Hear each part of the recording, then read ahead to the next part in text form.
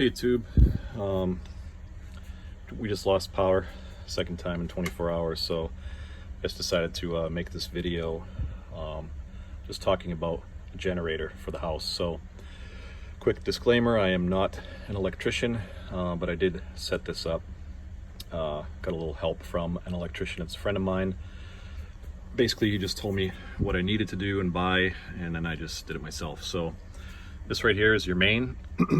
This piece of metal here is called an interlock kit, and they make specific ones for your panels. So you have to find out what your panel is, and it usually says on the side. So mine is a square D, as you can see right there. And so then you go to interlockkit.com and tell them what you have, and they'll send you one that fits yours. And the reason why they're all different is because everybody's panels are different. This is a 200 amp, so it has 2 runs coming down, and it has to be able to be mounted specifically to the right spot on your panel. So right now, this piece of metal is stopping me from turning the power on. If I tried to push this here, it wouldn't let me. And so that's the purpose of this. Because I'm running on generator, this right here is stopping me from back feeding, because if I left this on, the power not only would be coming in my house, it would be going to the power, through the power lines. Incidentally, this thing hooks up to my main power, and it's on right now, and it will tell me when the power comes back. It'll start going into an alarm, because otherwise you'd never know you have power unless you keep watching your neighbor's lights if they don't have generators. So that's what that thing does.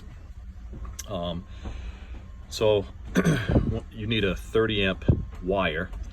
Essentially that's this orange one right here, and that's going to wire to this area right here.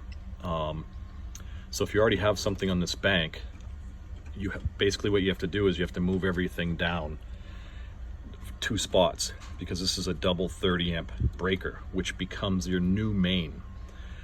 So as you can see, I had to push everything down. I still have room for more down here, but I had to move every one of these circuit breakers all the way down. I'm not going to get into how you do that.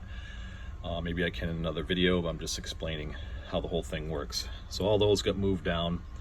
This becomes your new main. And if the power was on, well, right now if I shut the power off to the generator, which is for this would go this way, which would allow this piece of metal to drop down, and if it drops down, allows me to turn the power back on. But right now I'm using my generator again, which is this, so the whole thing has to move up, which it did, and it's preventing me from turning the power back on, because this is in the way right here. So I can run with the generator that I have basically the whole house. You definitely want to keep things off, like your air conditioner, which I've lost power in the summer before, and I didn't keep those off, which they're off right now. And it blew stuff when the air conditioner tried to kick on, because it reached a temperature in the house that it called for it. Blew things in the AC, and that was a whole nother fix job, which I made a YouTube video on as well. So you want to keep that off, but pretty much everything else I can turn on. I did keep the jacuzzi off, and you don't want to have your dryer running either. So there's your dryer. It's a double breaker. The first double is the well, and the dryer's right here, and that's off, because I had to move everything down, so everything is a little different on here. So I just have to figure it out. But so the dryer's still off, and the AC is off.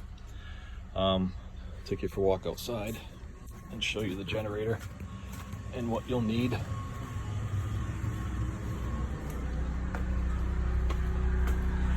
Might be a little loud, sorry about that. So that's my generator. It's a 7,000 watt, 8750 starting. This is just a power cable. So I wired it right to the house. So all you have to do is plug it in here, plug it in the side, start it up, and you're good to go. Anyway, that's about it, YouTube. I hope this video helps any of you.